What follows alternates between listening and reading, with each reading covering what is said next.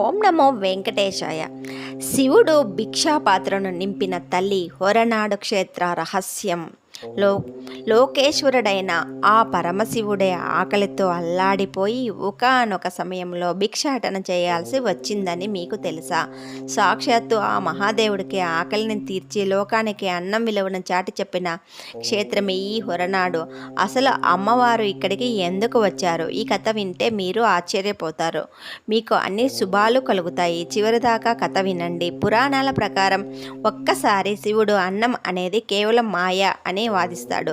అప్పుడు పార్వతీదేవి ప్రకృతిలో ఆహారం ఎంత ముఖ్యమో నిరూపించడానికి లోకమంతటా అన్నం లేకుండా మాయం చేస్తుంది. దీనివల్ల జీవులన్నీ ఆకలితో అలమటిస్తాయి. చివరికి శివుడు కూడా ఆకలి బాధను తట్టుకోలేక భిక్షపాత్రను పట్టుకుని కాశీకి వెళ్తాడు.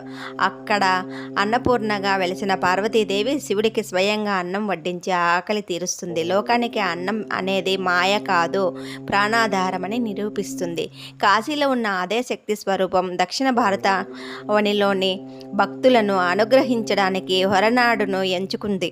అగస్త్య మహర్షి ఈ ప్రదేశంలో తపస్సు చేసి లోక కళ్యాణం కోసం అమ్మవారిని ఇక్కడ ప్రతిష్ఠించారని చెబుతారు. ఈ క్షేత్రం చుట్టూ ఉన్న పచ్చని అడవులో భద్రా నది ప్రవాహం అమ్మవారి శాంత స్వరూపానికి ప్రతీకలు. ఇక్కడ అమ్మవారిని దర్శించుకుంటే జన్మ జన్మల దారిద్ర్యం తొలగిపోతుందని భక్తుల నమ్మకం. అమ్మవారి మహిమ ఏంటంటే ఇక్కడ జరిగే నిత్యాన్నదానం కొండల మధ్య ఉండే ఈ చిన్న గ్రామానికి వేల సంఖ్యలో భక్తులు వస్తారు. కానీ ఎవరు ఒక్క పూట కూడా ఆకలితో ఉండరు. కులమత భేదం లేకుండా అందరికీ వెండి పళ్ళెల్లో వడ్డించే ఆ భోజనం అమృతం లాగే ఉంటుంది. అందుకే దీనిని శ్రీక్షేత్రం అని పిలుస్తారు. అన్నపూర్ణేశ్వరి ఆశీస్సులు ఉంటే జీవితంలో దేనికి లోటు ఉండదు. ఈ పవిత్ర గాథను అందరికీ షేర్ చేయండి. మీరు ఎప్పుడైనా హొరనాడు వెళ్ళారా?